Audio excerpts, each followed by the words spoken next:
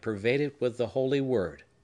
The air with God's sweetest and tenderest sunshine in it was meet for mankind to breathe into their hearts, and send it forth again as the utterance of prayer. Clifford sat at the window with Hepzibah, watching the neighbors as they stepped into the street. All of them, however unspiritual on other days, were transfigured by the Sabbath influence, so that their very garments, whether it were an old man's decent coat well brushed for the 1000th time, or a little boy's first sack and trousers finished yesterday by his mother's needle, had somewhat of the quality of ascension robes. Forth, likewise, from the portal of the old house stepped Phœbe, putting up her small green sunshade, and throwing upward a glance and smile of parting kindness to the faces at the arched window. In her aspect there was a familiar gladness, and a holiness that you could play with, and yet reverence it as much as ever. She was like a prayer, offered up in the homeliest beauty of one's mother tongue.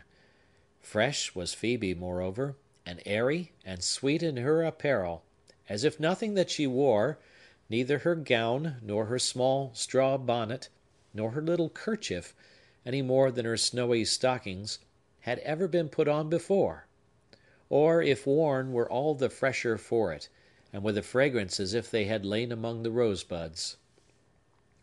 The girl waved her hand to Hepzibah and Clifford, and went up the street, a religion in herself, warm, simple, true, with a substance that could walk on earth, and a spirit that was capable of heaven. "Hepzibah," asked Clifford, after watching Phœbe to the corner, "do you never go to church?" "No, Clifford," she replied. "Not these many, many years." "Were I to be there," he rejoined, "it seems to me that I could pray once more, when so many human souls were praying all around me." She looked into Clifford's face, and beheld there a soft, natural effusion, for his heart gushed out, as it were, and ran over at his eyes, in delightful reverence for God, and kindly affection for his human brethren. The emotion communicated itself to Hepzibah. She yearned to take him by the hand and go and kneel down, they two together, both so long separate from the world, and, as she now recognized, scarcely friends with him above, to kneel down among the people, and be reconciled to God and man at once. "Dear brother," said she earnestly, "let us go. We belong nowhere. We have not a foot of space in any church to kneel upon.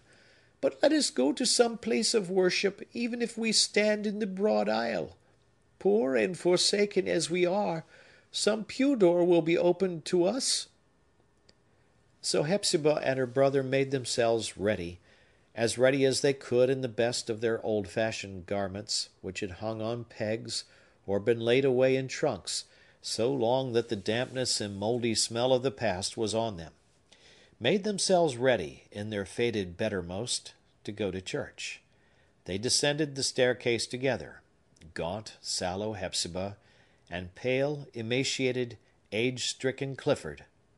They pulled open the front door, and stepped across the threshold, and felt, both of them, as if they were standing in the presence of the whole world, and with mankind's great and terrible eye on them alone. The eye of their father seemed to be withdrawn, and gave them no encouragement. The warm sunny air of the street made them shiver. Their hearts quaked within them at the idea of taking one step farther. "It cannot be, Hepzibah! It is too late," said Clifford, with deep sadness. "We are ghosts. We have no right among human beings, no right anywhere but in this old house, which has a curse on it, and which, therefore, we are doomed to haunt. And besides," he continued, with a fastidious sensibility inalienably characteristic of the man, "it would not be fit nor beautiful to go. It is an ugly thought that I should be frightful to my fellow beings, and the children would cling to their mothers' gowns at sight of me." They shrank back into the dusky passageway, and closed the door. But, going up the staircase again, they found the whole interior of the house tenfold more dismal, and the air closer and heavier, for the glimpse and breath of freedom which they had just snatched. They could not flee. Their jailer had but left the door ajar in mockery, and stood behind it to watch them stealing out. At the threshold, they felt his pitiless gripe upon them. For what other dungeon is so dark as one's own heart? What jailer so inexorable as one's self? But it would be no fair picture of Clifford's state of mind were we to represent him as continually or prevailingly wretched. On the contrary, there was no other man in the city, we are bold to affirm, of so much as half his years, who enjoyed so many lightsome and griefless moments as himself.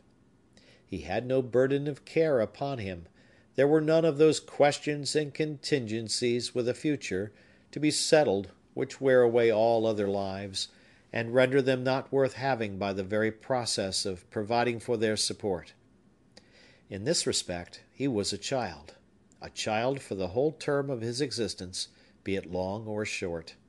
Indeed, his life seemed to be standing still at a period little in advance of childhood, and to cluster all his reminiscences about that epoch, just as, after the torpor of a heavy blow, the sufferer's reviving consciousness goes back to a moment considerably behind the accident that stupefied him. He sometimes told Phœbe and Hepzibah his dreams, in which he invariably played the part of a child, or a very young man. So vivid were they, in his relation of them, that he once held a dispute with his sister as to the particular figure or print of a chintz morning dress which he had seen their mother wear, in the dream of the preceding night.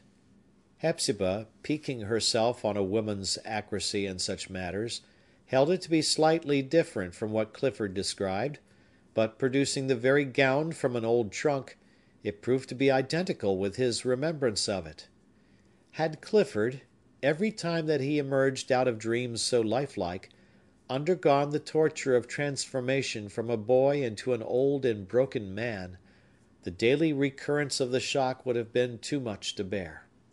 It would have caused an acute agony to thrill from the morning twilight all the day through until bedtime, and even then would have mingled a dull, inscrutable pain and pallid hue of misfortune with the visionary bloom and adolescence of his slumber. But the nightly moonshine interwove itself with the morning mist, and enveloped him as in a robe, which he hugged about his person, and seldom let realities pierce through. He was not often quite awake, but slept open-eyed, and perhaps fancied himself most dreaming then. Thus, lingering always so near his childhood, he had sympathies with children, and kept his heart the fresher thereby, like a reservoir into which rivulets were pouring not far from the fountain-head.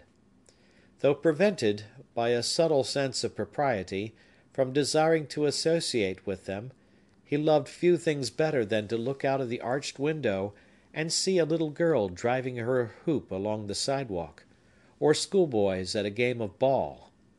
Their voices, also, were very pleasant to him, heard at a distance, all swarming and intermingling together as flies do in a sunny room. Clifford would, doubtless, have been glad to share their sports. One afternoon he was seized with an irresistible desire to blow soap bubbles, an amusement, as Hepzibah told Phœbe apart, that had been a favorite one with her brother when they were both children. Behold him, therefore, at the arched window, with an earthen pipe in his mouth. Behold him with his gray hair and a wan, unreal smile over his countenance, where still hovered a beautiful grace, which his worst enemy must have acknowledged to be spiritual and immortal, since it had survived so long. Behold him, scattering airy spheres abroad from the window into the street. Little impalpable worlds were those soap bubbles, with the big world depicted, in hues bright as imagination, on the nothing of their surface. It was curious to see how the passers-by regarded these brilliant fantasies, as they came floating down, and made the dull atmosphere imaginative about them. Some stopped to gaze, and, perhaps, carried a pleasant recollection of the bubbles onward as far as the street corner. Some looked angrily upward, as if poor Clifford